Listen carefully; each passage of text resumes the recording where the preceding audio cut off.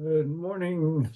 I'm Eric Blank, the chair of the Colorado PUC. Before we go on the record, we're going to have Director White read a short summary of the case. Director White, you out there? I am. Good morning. Good morning, Chair, members of the Commission. Thank you all for being here today, those who are joining us to give comment. I will just read a brief overview so we have a common understanding of the proceeding before the Commission. So for the Wildfire Mitigation Plan this morning, this proceeding was filed by Public Service Company of Colorado on July 27th, 2024. It was assigned PUC proceeding number 24A as an apple, so 24A-0296E. E is an elephant, and that's an important number to know if you want to look up any of the records in this proceeding. In this case, Public Service is seeking Commission approval of its 2025 through 2027 Wildfire Mitigation Plan, along with its Public Safety Power Shutoff Plan and its Wildfire Mitigation Adjustment Cost Recovery Mechanism. In addition to this public comment hearing, there are two more hearings scheduled for the public, one on Thursday, March 13th from 9 to 11 a.m., and the third on Tuesday, April 29th from 4 to 6 p.m. We have also scheduled a Commissioners' Information meeting for Thursday, February 20th from 1 p.m. to 4 p.m. And I should note that all of those will be viewable on our YouTube channel as well. Excel's Wildfire Mitigation Plan includes several measures and strategies to reduce the risk of a utility-caused wildfire and enhance the company's response in the event a wildfire occurs. Excel groups these measures into four categories. The first is situational awareness, which, according to Excel, involves employing meteorological and software tools that enhance the company's ability to identify, assess, and respond to wildfires. The second category is called system resiliency, in which Excel proposes making investments in its infrastructure to reduce the risk of utility-caused wildfire. These investments include transmission system resiliency upgrades, undergrounding power lines, regular inspections of power lines, and vegetation management to keep combustible growth cleared from power line areas.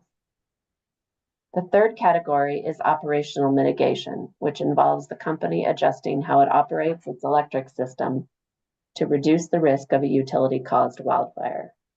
This includes using public safety power shutoffs, as well as activating power line settings, which allow for power lines to remain in service during periods of elevated wildfire risk, but with protection settings that mitigate that risk.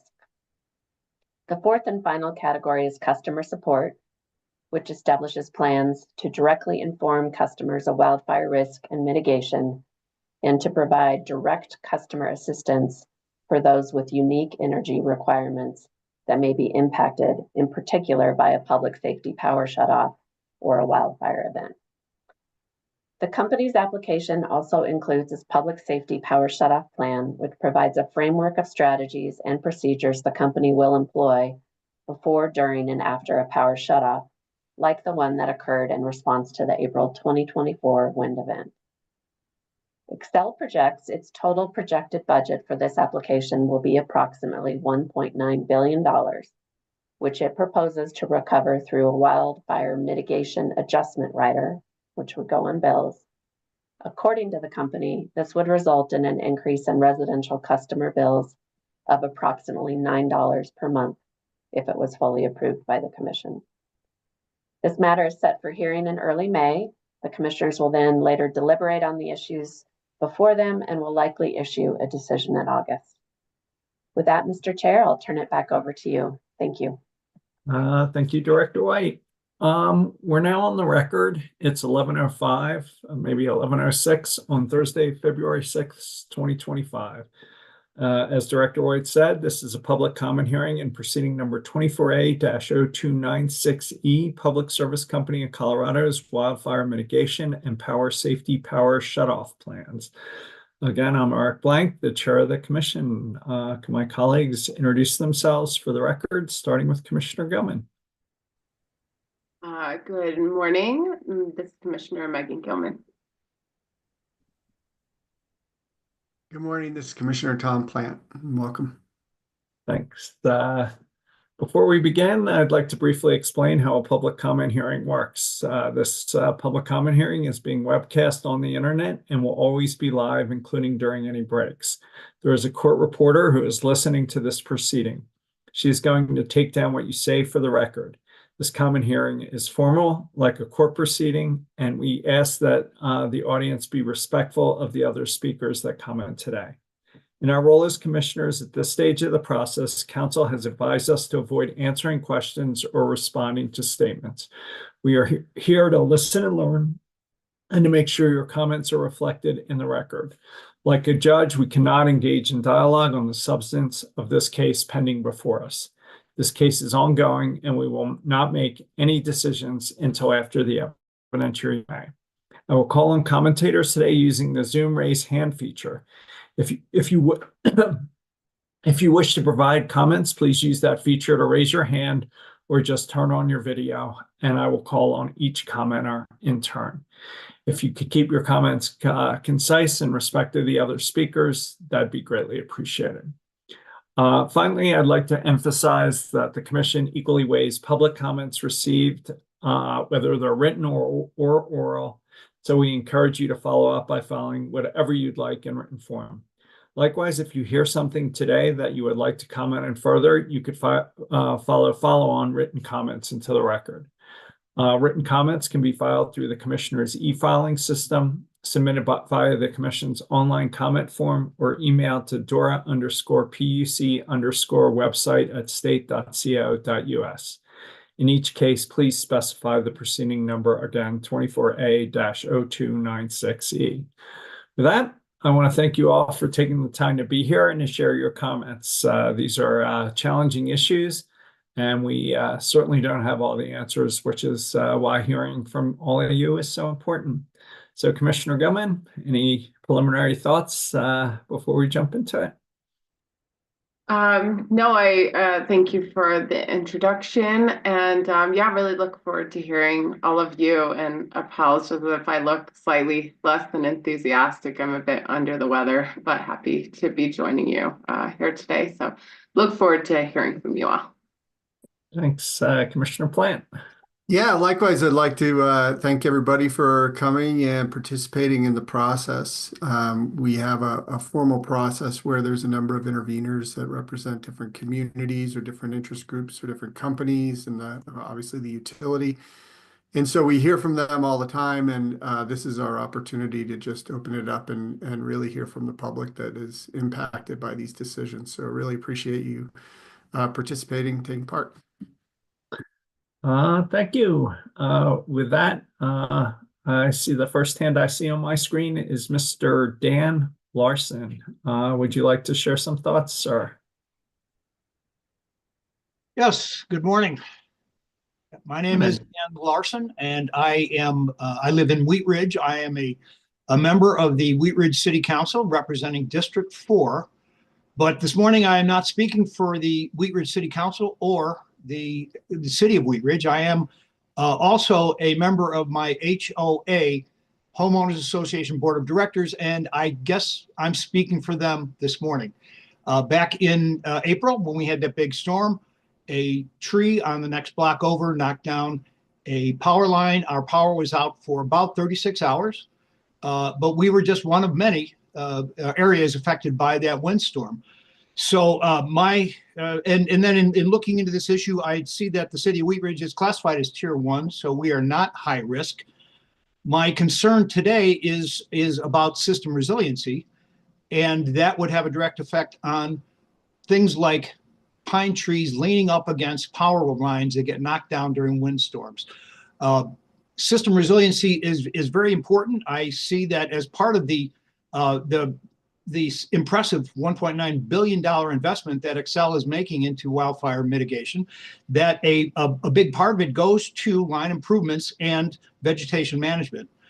I would suggest, though, that the Xcel inspection cycle, where the power poles, distribution poles are inspected on a 10-year cycle, which I understand is a reduction from the previous 12-year inspection cycle. I would suggest that we might consider reducing that inspection cycle further, maybe another 10–15% to 8 years. I think a 10-year cycle of pole inspection may not be enough to catch some of the encroachments that we have along right-of-ways in suburbs like Wheat Ridge. And I think if there's more frequent, or at least a shortened inspection cycle, we'll be able to catch the encroachment that we find on some of the right-of-ways in neighborhoods like this part of Wheat Ridge.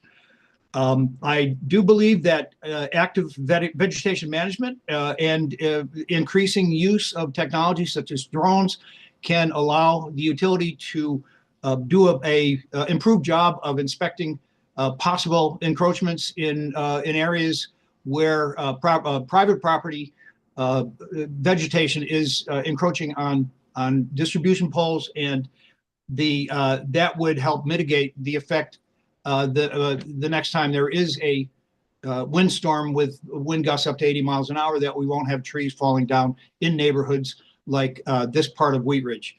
I do want to say, though, that after the last event, the utility was widely criticized for we'll call it subpar effort at communicating with its customers. And I would like to think that, given what I have seen in response to that, including this wildfire mitigation effort, that I do believe that Xcel has upped its game. And if there is another incident like this, the communications following the event, during and following the event, will be improved. I appreciate an opportunity to talk today, and I thank you for this, and I look forward to the rest of this hearing. Thank you. Thanks for participating, sir, and sharing your thoughts. Greatly appreciated. Mr. Don Cameron. Yeah, thank you. Thank you for the opportunity to speak to you regarding Xcel's wildfire mitigation plan. I'm Don Cameron. I'm a city councilor in the city of Golden, and I am speaking on behalf of my constituents and as a member of CC4CA assigned by the city council. I will comment, first of all, after reading the plan, that it's impressive in the scope and detail. I think it's a great start. There are some areas of the plan that I feel are relatively weak. First of all, one of the strategies is the merging of risk areas into the higher category when map polygons overlap. As a result, much of Jefferson County and Golden fall into Tier 3, the highest level of concern. I think that is the right approach to err on the side of caution. Where I think there are particularly weak elements are undergrounding, PSPS communications for power outages, rebates possible for high needs customers, and in the use of AI cameras. With regards to undergrounding, particularly for feeder lines, I've seen little, if any, effort in Golden to reduce the risk of higher voltage lines sparking to trees. I appreciate the efforts to replace poles, perhaps so they do not come down in a high wind event, but in many cases, the efforts to replace poles still leaves the risk in place, and replacing the pole does little to remove that risk. Should franchise agreements be strengthened to ensure more undergrounding takes place? I don't know. Is Xcel truly proactive or only reactive regarding undergrounding?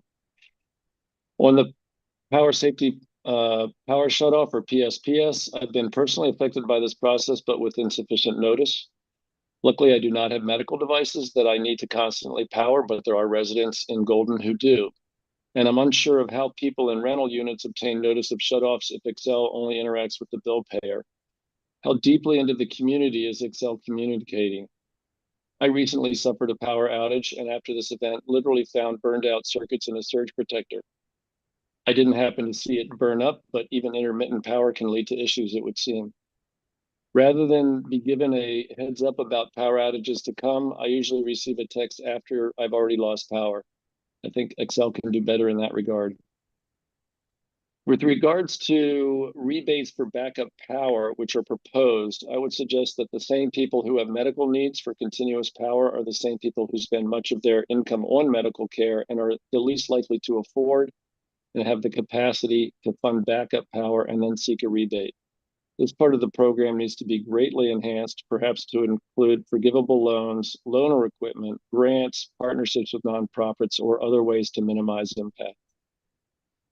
Finally, with regards to AI cameras, a tripling of the numbers is trivial from what I see. They installed 21 cameras in 2023 and 2024. So is the base 42 and they're going to 126 cameras or what? Regardless, this is a low bar and should be greatly accelerated. To leverage this technology and increase coverage for this approach to wildfire detection.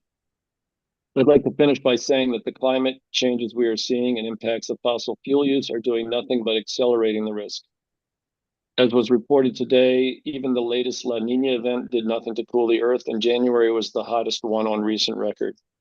It is not a steady increase of risks. It's a nonlinear accelerating increase in risks. And tweaking the wildfire plan, while an improvement and appreciated, feels inadequate and insufficiently robust given the risks. Thank you for your time, and I appreciate your listening. Thank you, sir. We appreciate your participation.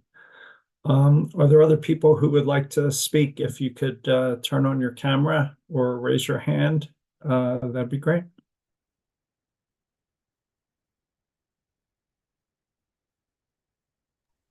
Mr. Nathan Whittington, you're up.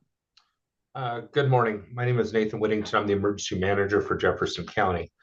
As I've heard, I've got two of my local jurisdictions that were impacted by the last public safety shutoff event that took place.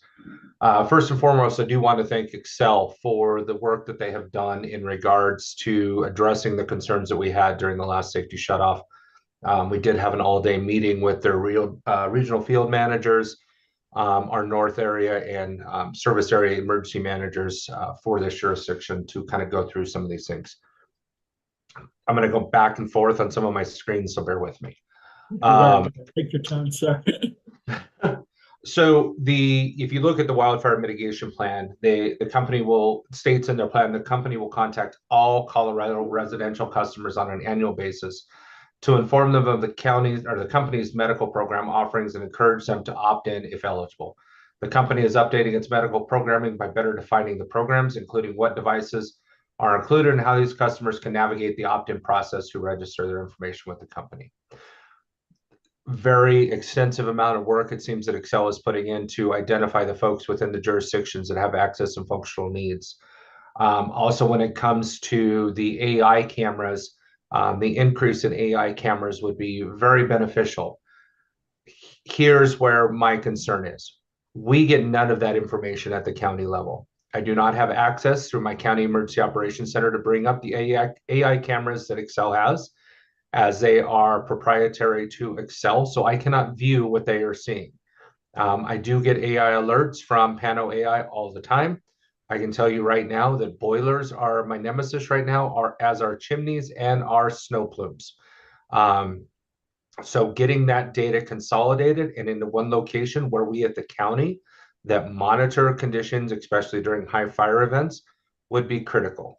Same thing with the medical opt-in that they are getting from this information from. I'm not asking for names, addresses, locations of these individuals, but having a shared platform so that we know if there is a power safety shutoff that is going to occur, how many people I could anticipate seeking help at the county level due to this safety shutoff that would incur based on their medical needs. In their public safety power shutoff plan, section 4 and 5 regards around situational awareness and resource considerations, identifies and describes various situational awareness data, technologies, tools, method, public surface service, words are hard today, relies on to inform the PS decision-making process. Also, dynamic decision-making process explains the sequences and dependencies of the PS decision-making model and ensures action. However, we are not able at the county level to see their grids. We cannot see what lines will be out. We cannot see the impact or the downstream impacts of a substation going out. That information is proprietary to Excel, and it seems very difficult to get that kind of data even under the auspice of the sheriff's office to get sensitive information. To me, that is critical. If I can know that we are going to have a safety shutoff and the downstream effects will affect X, Y, and Z, I can start leaning forward to that. Through that conversation we had with them, the Excel energy maps are proprietary. but they have a robust list of what has been identified as a mission critical account. Sharing that information with the county would be awesome as well, to put it in plain language speech. So that way, as we are working through an incident or planning on an incident, we could be sharing what we have as our critical and known infrastructure within Jefferson County with Excel and vice versa. There also needs to be a standardization of how we are identifying critical infrastructure so that we are not identifying a hospital as a hospital and them as a medical care facility, and it becomes duplicative in our reporting process. CISA, through the federal government, has 16 key infrastructure groups that I would highly recommend we utilize as a basic framework, as that is the direction the nation is going, to categorize and list all of our critical infrastructure.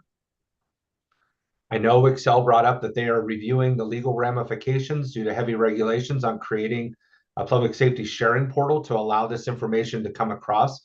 But I would urge this committee and the PUC to look at how we could expedite that process and how we could work together to accomplish this. Communications plans on a regular basis, calls to the NCR, the North Central region, and continued ongoing coordination with the Office of Emergency Management throughout the state of Colorado. This has significantly increased over the past month and a half, as I can see, as they have hired a new emergency manager that is bouncing everywhere, attending every meeting he can, to try to get the information and to get this all rolled up into one single way of doing things. My concern also is that they say that their area district managers will be working with the emergency ops centers. When you have one area manager that covers 4 or 5 counties in a public safety shutoff, as we saw last year, could have 3 or 4 different counties involved. I believe their area managers are going to be very stretched thin, and there needs to be some kind of redundancy or backup system in place for that coordination. Luckily, with my area manager, we've all come to an agreement that if something does happen, the high likelihood he'll come to my emergency operations center, and we could support Clear Creek and Gilpin from there as well. But having that coordination from a statewide perspective would be great. There was talk that Excel was going to build out an Office of Emergency Management playbook. I would hope that they continue to move forward with that and provide that to the local emergency managers so that we have an understanding of how their emergency management plan would align with ours, and how, if we have any duplicative areas in there, we can start addressing those so that we're not doing it during the middle of an incident. And then figure out a platform for joint communication. What are we going to utilize to contact or speak with Excel Energy during an incident? Microsoft Teams, Zoom, doesn't matter to me. We just need to have a standardized approach to how do we communicate with them, how do we get information from them, and how can we pull data in from their displays, their grid, whatever it is, into our emergency operations center so that we can start leaning forward on the next consequences that are coming around. GIS coordination is going to be huge as power restoration is being put back into place. We would like to know where the power can be returned back on, and we could get an ETA on the rest of the power restoration for those areas that are still impacted. I think that's all I have. Can I just ask you a clarifying question? Sure. When you met with Excel, it sounded like you had a full day with them. Were you happy with your answers and response to these issues? I have a handwritten list now of 10 of them. Or were you uncomfortable with the answers, or it remains to be seen? Any context you can share with us? No, I would say overall we're very happy with it. The coordination we're seeing with Excel, especially from the Jefferson County perspective, I can't speak to the rest of my emergency managers, but from the Jefferson County perspective, I'm seeing much more engagement. But I also see where Excel Energy is up against a legal hurdle to share sensitive data. I'm in a unique perspective from the sheriff's office side of it, that we have the ability to ensure that sensitive data does not get distributed, where we could create a working platform back and forth with each other. But it is also my responsibility as the emergency manager for Jefferson County to get information to the individuals that are affected by a wildfire, a safety shutoff, Lord forbid, another pandemic, whatever that is. But if we're not able to get that information, my hands are still cuffed. So that's where I look for this regulation and this PUC to, if possible, help facilitate that conversation or figure out how we can coordinate that information from Xcel Energy to the locals, especially within the Office of Emergency Management. Sir, would you be willing to write up your comments, maybe with your colleagues, Mr. Larson and Mr. Cameron from Wheat Ridge and Golden, and submit them to us? I mean, this is recorded, and I've been scrambling around trying to write it, but I'd welcome your feedback, and glad to hear the progress, but sounds like more may need to be done. So, thank you, sir. And I do want to thank Xcel. I mean, we met back in July. We had a great conversation. It was an all-day meeting. There was a lot of lessons learned from it. As with every event, nothing goes right. But I think if we can help foster that growth and fixing some of these after actions that are still out there, that would be the huge win. But yes, be more than happy to put this together. Who do you want me to send it to? Where? I think just the online portal. Okay. If you get if someone, Ms. White or Ms. Castle, if you can follow up with Mr. Whittington and make sure he's got a clear guidance, that'd be great. Thank you very much. Will do. Director White, thank you. Other people who'd like to speak?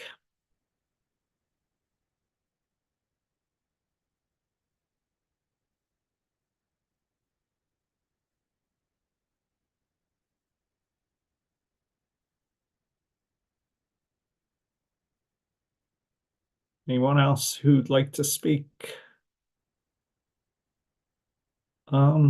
Let's take a 15-minute break till 11:45.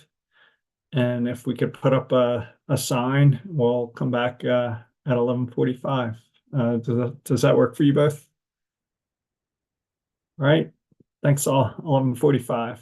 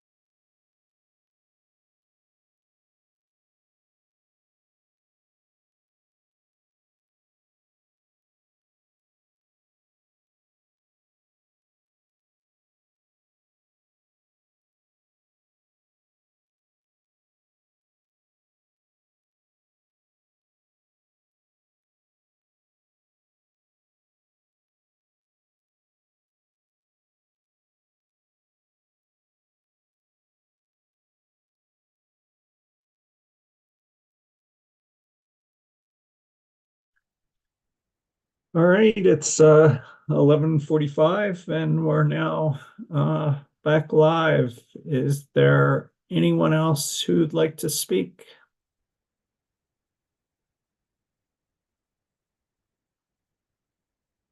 Mr. Troughton.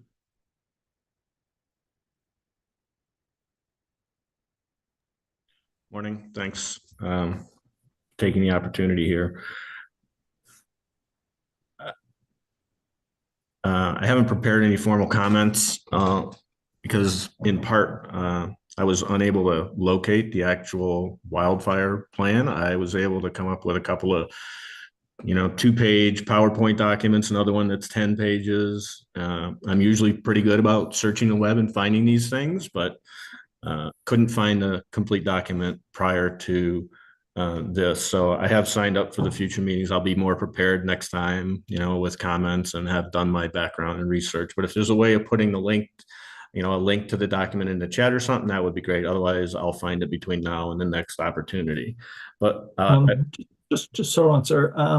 Ms. Kessel, can you, if we take the next break, can you put a link to our website up there with the docket number and just the steps to find the docket, and maybe we can put that on our website too. Sure, I will give information about where to find it on our website. Thank you. Thanks. Yeah, go ahead, Mr. Troughton. Yep. So again, I might not be the only one, and I'm just a Boulder resident. I'm not in any official capacity, so other non-officials might have similar difficulty finding that document. Anyway, I'll make a couple of quick observations, and some of these are just going to be questions. I know you're not going to answer questions. Some of these may have been answered in the actual document itself. So again, if I have the opportunity, I'll do some more research prior to the next meeting. But I did find something that said there's about 24,500 miles of transmission lines, and about 2,800 of those miles were inspected. I think within the last year, that's about an 11% inspection rate. And I don't know what the norm is for how often these lines should or do get inspected, and whether or not that's appropriate or not. I'm assuming in the document there'll be something about what percentage of those lines are in the newly defined high-risk areas, which I understand has increased substantially since the last time Excel did their analysis of moderate and high risk. It sounds like 50 miles of that are intended to be undergrounded in the go forward proposal in front of you. I don't know where 50 came from. Again, maybe that's explained why 50 is the right number, but like one of the earlier callers or one of the earlier commenters mentioned, that seems to be a pretty small number. And I will hopefully look for and hopefully find some explanation about why that's the right number, but at least there should be some explanation about how that number was arrived at. I also noticed that there's a discussion about EPSS and PSPS. Hopefully there'll be some discussion about the trade-offs between those two, because there was a comment in what I saw that keeping the lines energized and having them trip off in a sensitive way if they get hit by a branch or something is likely to lead to, they're not going to be able to be automatically turned on, likely to lead to increased frequency of outages and increased duration of outages. And obviously that needs to be balanced with whether or not it makes sense to just do a PSPS on the front end. I did see in one of the documents I looked at that there was quite a significant hedge on their PSPS modeling terminology, like we're working towards or whenever possible. So I know this is difficult to kind of pin an entity like Excel down, but to the extent possible as PUC regulators, you can define their deliverables a little more specifically and minimize the hedging. I think that's a good thing. Critical customers, again, the document probably elaborates on this, talked about qualifying medical customers. I wondered about potentially about non-neurotypical folks who don't necessarily have a medical condition, who may be living independently somewhere, and whether or not there's provisions to include those folks within the earliest possible notification protocols in the event of an upcoming PSPS. 10% of wildfires, I think, are caused by power line issues, according to work that was done by the Western Fire Chiefs Association for a period 2016 to 20. That number was up to 19%. But I think disproportionately more severe wildfire events are caused by power line related issues. And I think that's probably because it's correlated to high wind events. And the single biggest factor that's been identified as being associated with catastrophic wildfire events has been wind. It's basically been how quickly that wildfire moves through a community. So I hear the number 10% thrown around a lot relative to power lines causing wildfire events, but I think we really need to look at acres burned. It was 20% of the acreage burned. So really the larger events tend to be associated with, and we know this from history, we can go through the list of the fires that have been admitted or allegedly caused by power line outages. I just want to transition briefly to talking about the homeowners insurance market a little bit, and the impact that the challenges associated with the grid are having on the insurance market. So the homeowners insurance market is about $4.5 billion in Colorado, and I think this is under DORA, so you can probably get better information on this than I can, but there's been the average homeowner premium has gone up 50% in the last 3 years. If you throw in other property related exposures from the commercial side, not just the personal insurance side, you get another $1.4 billion. If you throw in other lines of insurance, you can quickly make your way up to the high single digits, $9-10 billion worth of insurance. And when you're talking about rate increases of 25%, 50% over the last 3 years, that's a significant tax burden. I call it a tax burden that's being forced upon the residents of the state of Colorado, because, at least in part, because of the risks that are associated with Xcel's power grid. So I think it's important when you talk about the $1.9 billion, nobody wants to spend money they don't have to spend. But if you look at, a 25% rate increase or a 50% rate increase in the last 3 years for homeowners insurance, we quickly, on a $4.5 billion homeowner insurance base, you quickly get to a extra fee, surcharge, tax burden, call it what you want, that Colorado homeowners are bearing, at least in part because of the exposures presented by the power grid that Xcel's in charge of. So I think it's important to put those numbers in context so that we make this state as safe as possible, as quickly as possible, because we don't want to just look at the cost in the stovepipe from a PUC, Xcel, fire mitigation proposal standpoint. We have to look at it more holistically across the broader spectrum of costs that the Colorado residents are bearing. So that's it for my comments right now. Like I said, I look forward to seeing the directions to get the more complete document, and I'll review it. And if I have further comments, I'll look forward to seeing this group at the next opportunity. Thank you. Thank you, sir. And again, it's the Colorado PUC website. It's under e-filings. You hit search, and then it's 24A-0296E. Colorado PUC website, e-filings, search 24A-0296E. Mr. Chairman, if I could add something, one of the challenges here is that the actual plan is labeled attachment AZS-1 under hearing exhibit 101. It's a little bit buried in there, and the actual name is the attachment. So it's really hard. I really sympathize with Mr. Troughton, because it is hard to find. But the name of the file within that system, in that docket number, it would be under hearing exhibit 101, attachment AZS-1. That's the wildfire mitigation plan. The PSPS plan is a little easier to find. It's just hearing exhibit 117. So that's the PSPS plan. Thank you, Commissioner Plant. Ms. Crandall, do you have a suggestion for how we can get this information out there or anything else? Ms. Crandall? Yes, thank you, commissioners. There is one place where at least the core documents are going to be a little more accessible to folks if they go to the puc.colorado.gov website. There's a link to key issues before the PUC. And following that link, this proceeding is listed, and it includes links to the wildfire mitigation plan document, the budget document, and the proposed public safety power shutoff plan document. So it does not include all documents in the case, but it does include those core documents. Oh, I see it. Thank you, Ms. Crandall. I hadn't realized that, but and it's under energy proceedings. Thanks to both of you. Is there anyone else who'd like to offer comments?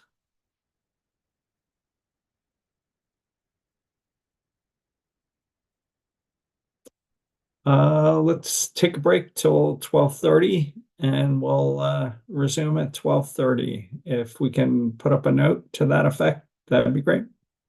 Thanks all. 12:30.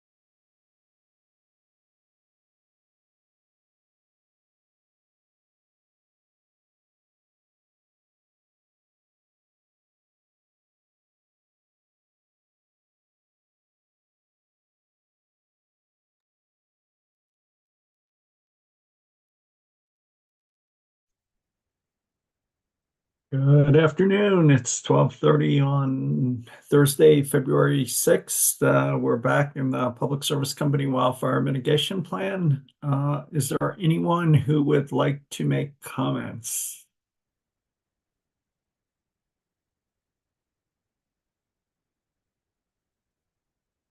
Okay, let's take another break till 12:50. 12:50, and then we'll call it done if nobody's back. See everybody at 12:50. Thanks.